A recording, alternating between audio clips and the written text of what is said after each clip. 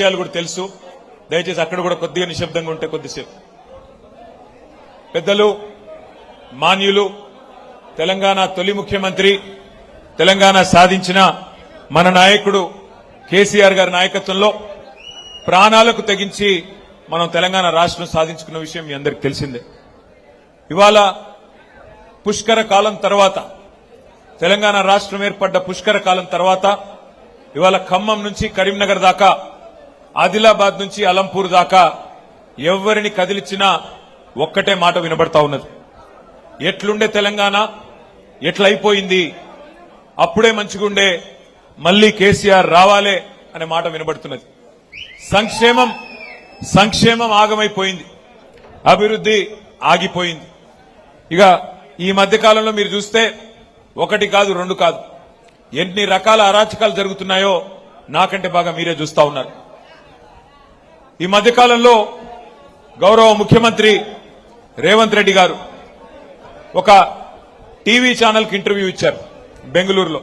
కొద్దిగా అక్కడ ఉన్న వాళ్ళు హడావుడు మానేస్తే కొద్దిగా ప్లీజ్ వాళ్ళని ఊకోబెట్టు. అయ్యా అక్కడ ఎందుకు అంత హడావుడి, కొద్దిసేపు ప్లీజ్, కొద్దిసేపు మనసు పెట్టి వినండి. ఒక టీవీ ఛానల్కి ఇంటర్వ్యూ ఇచ్చారు. అందులో ఏం చెప్తాడు ఆయన? Hitler is my inspiration, Hitler నాకు స్ఫూర్తి. ఆయన అంటాడు అందులో, ఐ డెమాలిష్డ్ లైక్ ఎనీథింగ్, ఇష్టం వచ్చినట్టు కూలగొట్టినా. మేం చేసిన demolition compare with Iran, Israel. నేను ఇంగ్లీష్లో చెప్పినా మళ్ళీ తెలుగులో చెప్తా. ఎవడన్నా బుద్ధున్నోడు నాకు రావణాసురుడు, నరకాసురుడు స్ఫూర్తి అంటాడా? వాడే ఆదర్శం అంటాడా? మరి అట్లాంటి వాడు హిట్లర్, వాళ్ళకి మించిన రాక్షసుడు హిట్లర్. అట్లాంటి హిట్లరే నాకు ఆదర్శం. ఆ హిట్లర్ నాకు ఆదర్శం ఈయనకు వచ్చిరాని బట్లర్ ఇంగ్లీషులో మళ్ళీ గొప్పగా చెప్తా ఉన్నాడు. చెప్పడమే కాదు, ఐ డెమాలిష్డ్ లైక్ ఎనీథింగ్, నేను కూలగొట్టేసిన, మొత్తం విధ్వంసం చేసిన అన్నాడు. ఒక్కసారి మా పాలేరు బిడ్డలందరినీ నేను అడుగుతా ఉన్నా, గుర్తున్నదా వెలుగు మట్ల? ఎన్ని ఇండ్లు కూలగొట్టిండు ముఖ్యమంత్రి? 1000 ఇండ్లు. రాత్రికి రాత్రి ఒక రాక్షసుడు లాగా 3 జిల్లా మంత్రులు, ముఖ్యమంత్రి కూడబలుక్కొని ఎస్సీ, ఎస్టీ, బీసీలు కట్టుకున్న ఒక కాలనీని అర్ధరాత్రి వాళ్ళ అనుయాయుల కోసం, వాళ్ళ అనుచరుల కోసం, వాళ్ళ రియల్ ఎస్టేట్ దందా కోసం వెలుగుమట్లలో 1000 ఇండ్లు కూలగొట్టి ఇవాళ దాన్ని గొప్పగా చెప్పుకుంటున్నాడు ముఖ్యమంత్రి. ఐ డెమాలిష్డ్ లైక్ ఎనీథింగ్ అని చెప్పి ఇవాళ ఒక శాడిస్ట్ మాదిరిగా చాలా నికృష్టంగా మాట్లాడుతున్నాడు ముఖ్యమంత్రి.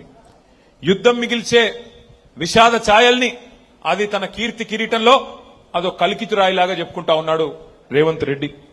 పేదలు రోడ్డున పడితే, ఆడబిడ్డలు కాళ్ళు విరిగి కాళ్ళు నొచ్చి ఆ రోజు ఖమ్మంలో కుంటుతూ పరిగెడుతుంటే ముఖ్యమంత్రికి అది పైశాచిక ఆనందం అందిస్తున్నదంట. ఆయనే చెప్తున్నాడు, ఇది నేను చెప్పడం కాదు. వీళ్ళు ఏడుస్తుంటే నాకు సాడిస్టిక్ ప్లెజర్ అనిపిస్తున్నది అని చెప్తున్న పరిస్థితి. ఇక ముఖ్యమంత్రి ఏమో హిట్లర్ అని చెప్పుకుంటే, మీ ఖమ్మం జిల్లాలో ఉన్న 3 మంత్రులు హిట్లర్ దగ్గర పనిచేసే గోబెల్స్ నే మించిపోయినారు. దండుపాలెం ముఠాకు నాయకుడు రేవంత్ రెడ్డి అయితే, దండుపాలెం బ్యాచ్ కు నాయకుడు రేవంత్ రెడ్డి అయితే ఇక్కడ 3 ముఖ్య అనుచరులు తిష్ట వేసుకుని కూర్చున్నారు. అందులో మరీ ముఖ్యంగా మీ పాలేరు నుంచి ప్రాతినిధ్యం వహిస్తున్న ఆయన. ఇక ఆయన గురించి అయితే చెప్తా. పుష్కర కాలం నీళ్లతో, నిధులతో, సంక్షేమ పథకాలతో, రైతు కన్నీరు లేకుండా పుష్కలంగా మరి పంటలతో విలసిల్లిన తెలంగాణ ఇవాళ ఈ ముష్కరుల పాలనలో ఇబ్బందుల పాలయ్యింది. వాస్తవమా కాదా మీరే ఆలోచన చేయండి. 12 ఏళ్ల తర్వాత ఇవాళ ఒక్క మాట నేను అడుగుతా ఉన్నా. ఒకవైపు రాష్ట్ర రెవెన్యూ మాత్రం పడిపోతా ఉన్నది, రాష్ట్ర రెవెన్యూ తగ్గుతున్నది.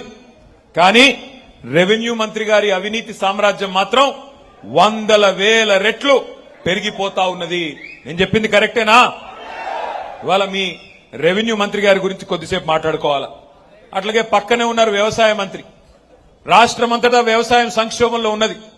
రైతు బంధు లేదు, యూరియా లేదు, పోని కరెంట్ అన్నా సరిగ్గా ఇస్తారా అంటే కరెంటు లేదు.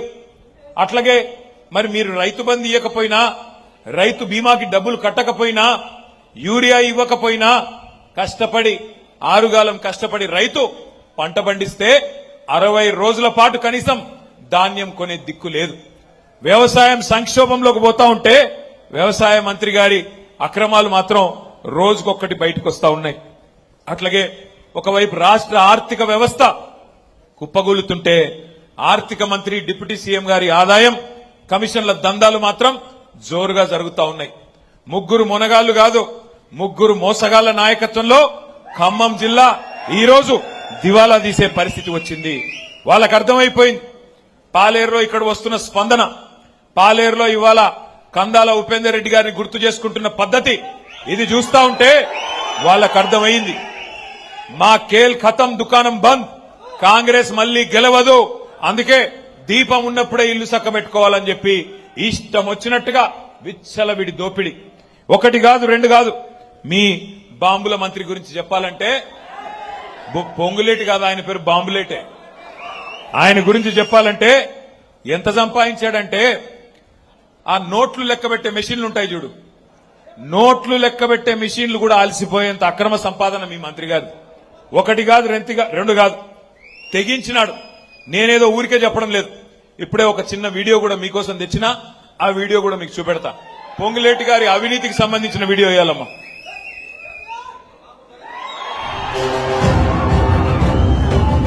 హైదరాబాద్ లో మంత్రి పొంగులేటి నివాసంలో ఈడీ సోదాలు కొనసాగుతున్నాయి. ఏకకాలంలో 16 చోట్ల ఈడీ అధికారులు సోదాలు నిర్వహిస్తున్నారు. సిఆర్పీఎఫ్ పోలీసుల భద్రత మధ్య ఈడీ సోదాలు జరుగుతున్నాయి. సోదాల సందర్భంగా 3 సార్లు కరెన్సీ లెక్కింపు యంత్రాలను ఈడీ సిబ్బంది తీసుకెళ్లడాన్ని బట్టి పెద్ద ఎత్తున కరెన్సీ హడా కనుగొని ఉంటారని భావిస్తున్నారు. పొంగులేటి కుటుంబ సభ్యుల ఇళ్లలో కూడా సోదాలు నిర్వహిస్తున్నారు అధికారులు. పొంగులేటి సోదరుడు, ఆయన కుమారుడు, ఆయన కూతురు ఇళ్లలో కూడా సోదాలు చేస్తున్నారు ఈడీ అధికారులు. రాయదుర్గం రాఘవ కన్స్ట్రక్షన్స్ కార్యాలయంలో తనిఖీలు చేపట్టారు. హిమాయత్ సాగర్ లోని కూడా ఈడీ అధికారులు తనిఖీలు చేస్తున్నారు.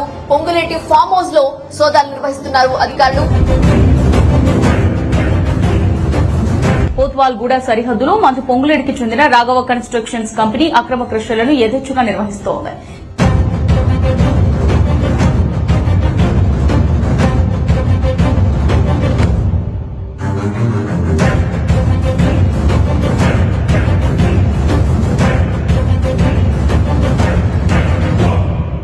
బ్రేకింగ్ చూస్తున్న మంత్రి పొంగులేటి శ్రీనివాస్ రెడ్డికి హైడ్రా అధికారులు షాక్ ఇచ్చారు.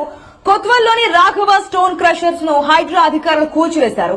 అనుమతులు లేకుండా కొంతకాలంగా దీనిని నడుపుతున్నట్లుగా అధికారులు గుర్తించారు. రాఘవ కన్స్ట్రక్షన్ కు చెందిన స్టోన్ క్రషర్స్ ను హైడ్రా నేలమట్టం చేసింది. మైనింగ్ పొల్యూషన్ అధికారుల ఫిర్యాదుతో అధికారులు చర్యలు తీసుకున్నారు.